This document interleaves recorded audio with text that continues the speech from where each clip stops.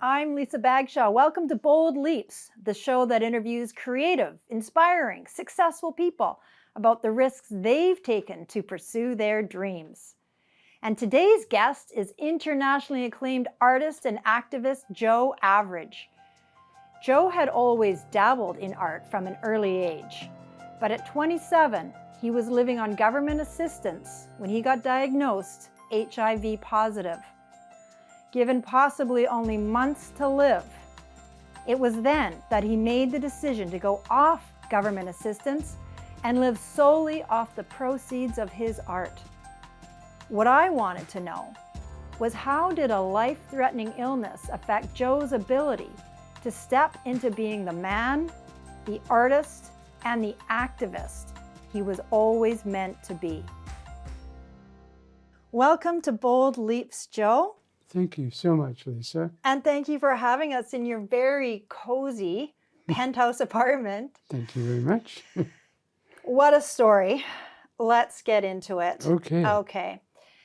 So I want to take you back in time a little bit to when you originally got the diagnosis and leading up to the decision to go off government assistance and just live off your art. What was it like at that period in your life? Yeah. So yes, at 27, I was diagnosed HIV positive. Now, the first 3 years, well, I'd said to the doctor when he diagnosed me, I said, well, what does this mean? How much time do I have? And he said, honestly, we don't know. It's so early. You could have 6 weeks. You could have 6 months. You could have 6 years. You could live forever. We just don't know. I said, I'll choose that last one, please. But in about 3 years, when I was about 30, everything changed. My immune system crashed, and all of a sudden I had AIDS. And I had opportunistic infections, and I was losing weight rapidly. And at that time, the only medications that were available were AZT and a broad-spectrum antibiotic drug. Now, everybody I knew that was on AZT were all just dropping like flies. And I was like, oh, crap. So I started taking that. Like he said, I was on unemployment insurance at the time, which was a very kind of demeaning process. You had to go and do an interview with an agent every, I can't remember, but it was always demeaning. You had to prove that you had gone and looked for work, and it was not fun. Anyway, so I thought, well, that's not going to make me want to live. And so the only thing that I ever got any kind of notice for were doodles in my sketchbook.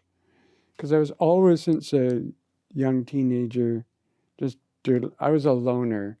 I had very low self-confidence, and I always stuck to myself. And I was always in my journal just drawing with pen and stuff. And anyway, that's the only thing I ever got noticed for. So I thought, well, let's make some art and see if you can sell some art and live off that. What's the worst that could happen? You're going to die? So I was fortunate that I had that sort of, I refer to it as the anvil above my head, which made it kind of easy for me to make that decision. It didn't feel like a bold leap at the time. It just felt like something I had to do. And so I was living with my boyfriend at the time was an elementary school teacher. And we, of course, had no money, school teacher, unemployed guy.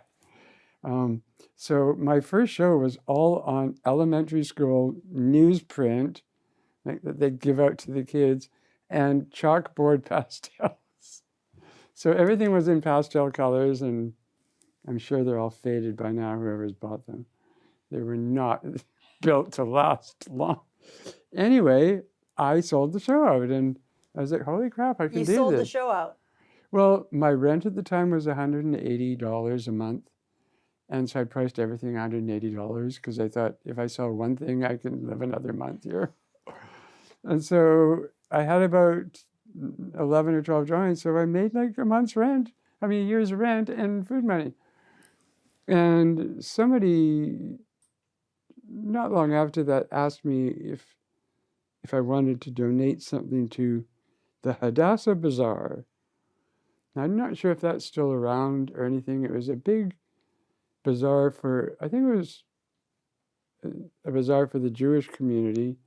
I don't know what it raised money for, but I said, yeah, I'll donate, because when I was a kid, I loved watching telethons, and that little banner would go by with Mr. and Mrs. Smith just donated $50, and I really wanted to, and I never could, but I found out that my art, so I donated to Hadassah, and they raised money for it. I thought, this is awesome. Plus, it's a way to get my name out there. And so whenever I was asked for a donation for anything, I was, yes, absolutely. And so that's kind of how I started. It's in my nature, because as a little kid, I wanted to give money to strangers. I just wanted to help people. And so when I found out that my art could do that, it was like, oh my God, this is so good.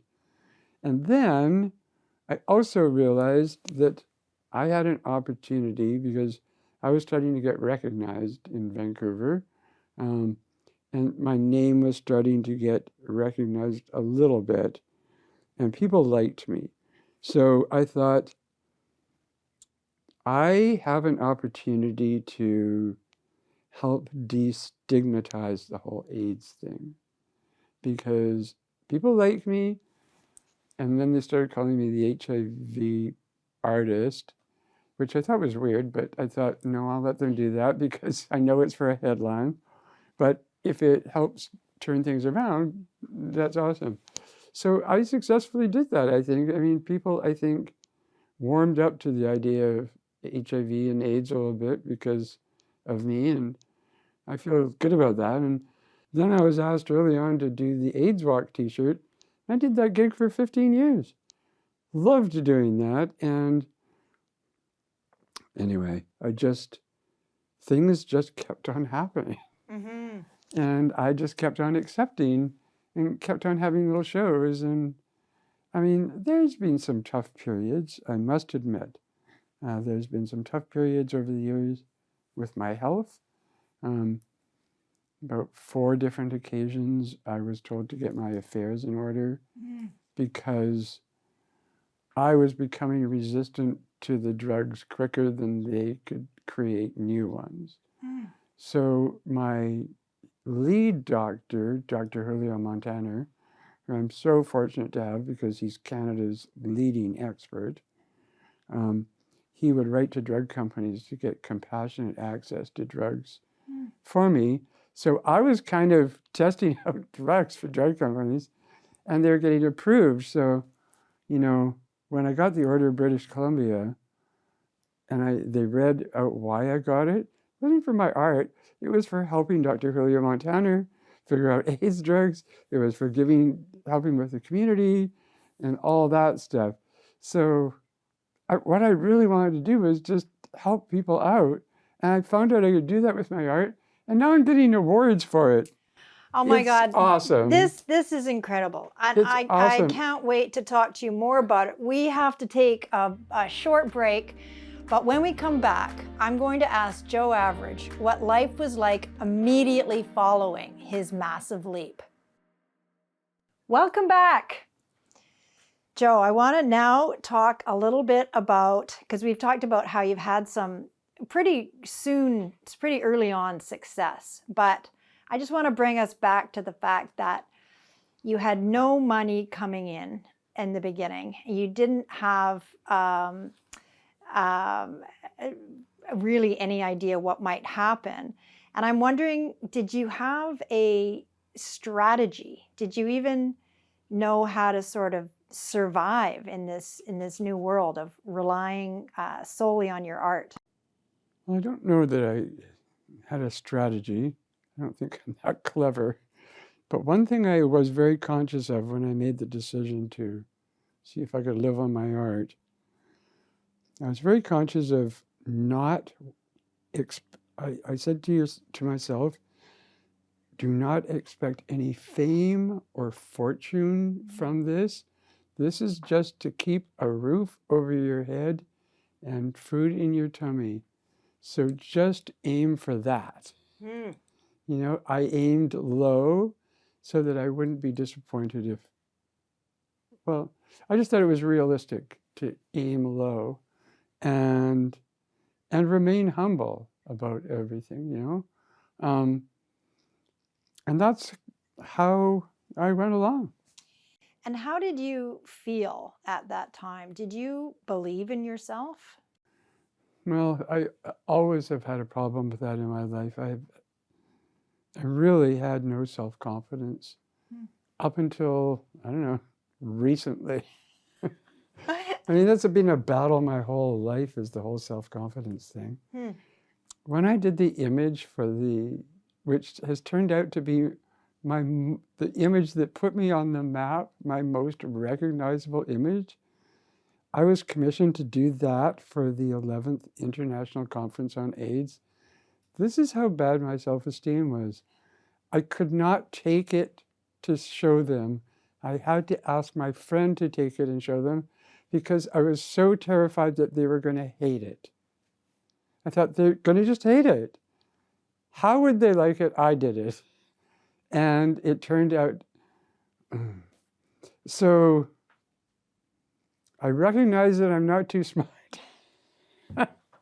It's like, you know, I'll do a show. I'll paint a show and I'll line them up on the wall the day before the show and I'll look them over and try and decide how to price them. And there'll always be one which I'm sure is going to be the one that I could sell 1,000,000 times over. And then there's always one where I think, do you even go in the show? Always the one that I go, is the one that I could sell 1,000,000 times over. The one that I thought always never sells.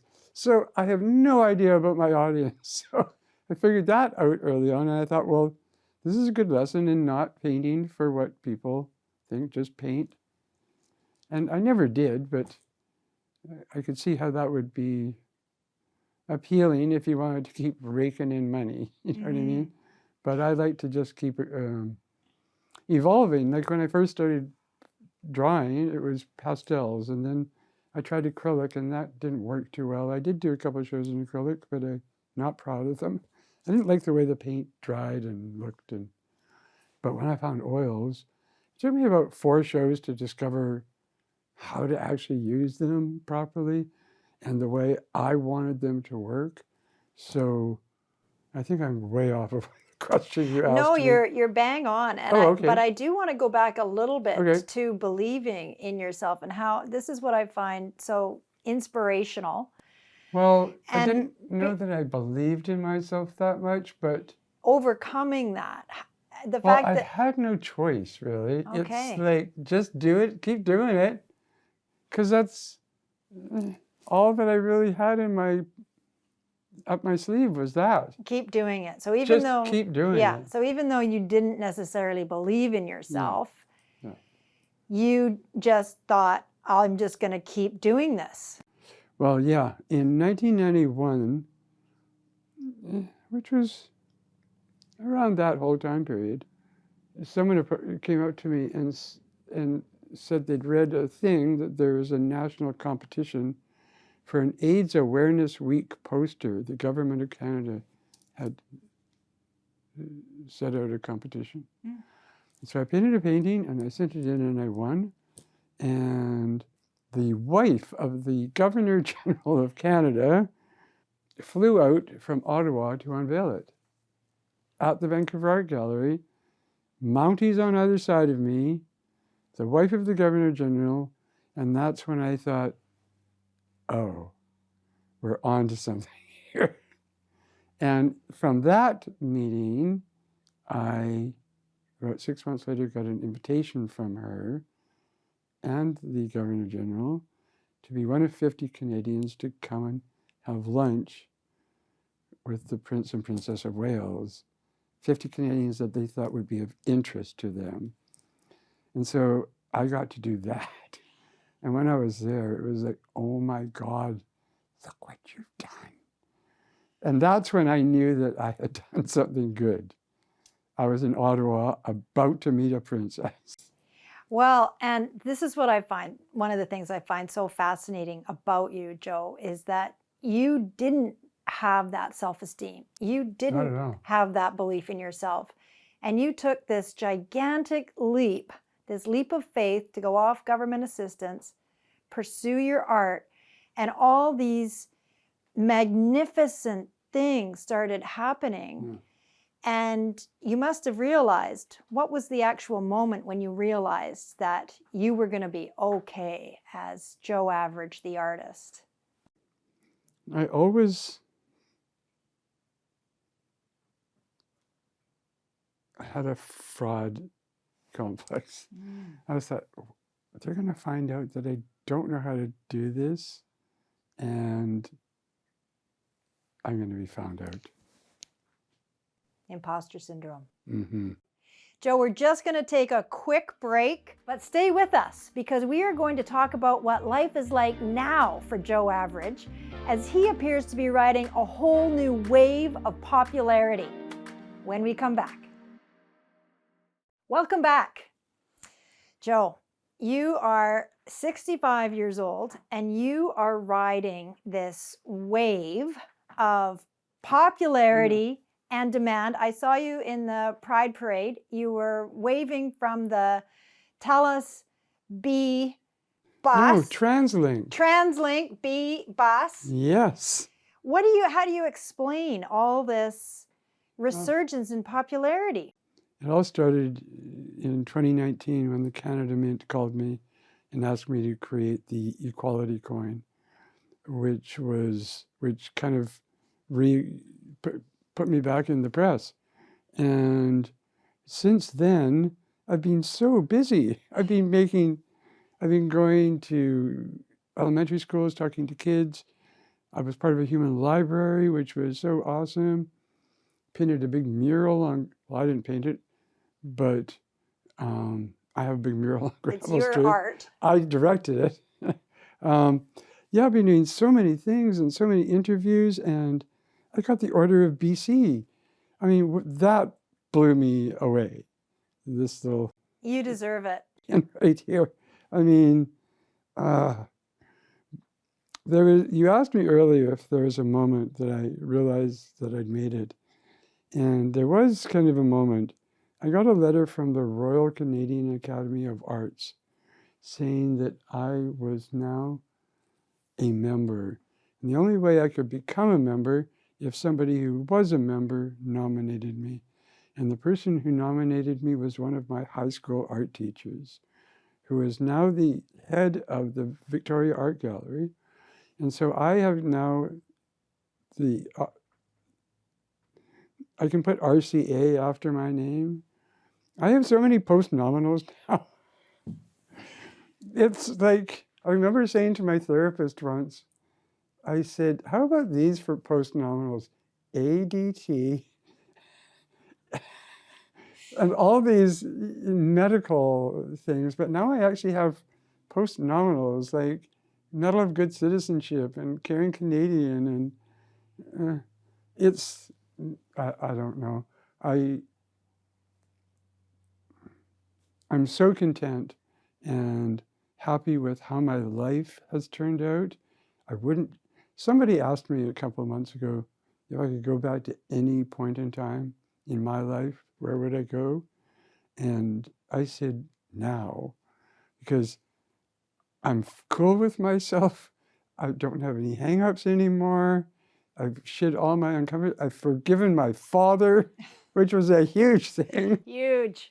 Yeah, I carried that anger for way too long. Forgave him last year. I quit smoking. I quit smoking pot. I'm exactly where I want to be in my life. And I feel accomplished. And now I'm getting verklempt. I know, it's very emotional because... Are you Barbara Walters or something? You're making me cry. Don't make me cry. I'm wearing fake eyelashes.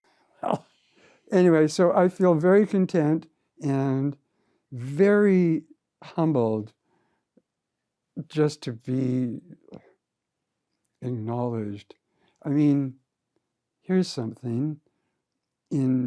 I just found out that I am now on the Canada's Wall of Fame for LGBTQ people in Ontario. It's the very first one they've ever done. And there's 6 people from Vancouver, and the other 5 people are all heroes of mine. So to be included in this beautiful, it just, okay, now I'm fully crying. Because is Janine Fuller from the Little Sisters Bookstore, Easter Armas, who started Loving Spoonful, and I was there from the beginning with her. Dr. Peter, who was such an inspiration to me as a doctor with AIDS and I got so much inspiration from him. But everybody there was a hero of mine, and I'm included in that. It was like, bam. So, yeah, there's a new wave, and there's a new generation of kids that know about me now, which is awesome because I kind of disappeared for 20 years, and after the coin came out, people went, "You're still alive?" Anyway, I'm still alive, and I'm so happy to be here, and I'm very content with my life. Well, we are all so grateful that you are still alive and still here and still kicking it, and you make such a huge impact on the world, really. And thank you for this incredible interview and your time and having us into your home, and for absolutely everything that you do. Oh, it's my pleasure, Lisa. And thank you for doing this series. I think it's important for people to know that they can achieve their dreams if they take little risks now and then. Absolutely. You have to take a little risk and just dip your toes in the water for a minute and see how it feels, you know? I absolutely love that. Right? I'm talking about anything that you might want to do that you're afraid to do. Just dip your toes in the water for a second and see if it's as scary as you think it is, and make your choice from there. Anyway, good luck to everyone who wants to follow their dreams. That perfect way to end it. And that's another episode of Bold Leaps. Join us next time for another inspiring story. Special thanks to our sponsors. Check us out on YouTube and on other social media. Tell us your bold leaps in the comments. And remember, every step you take is a step toward your dreams.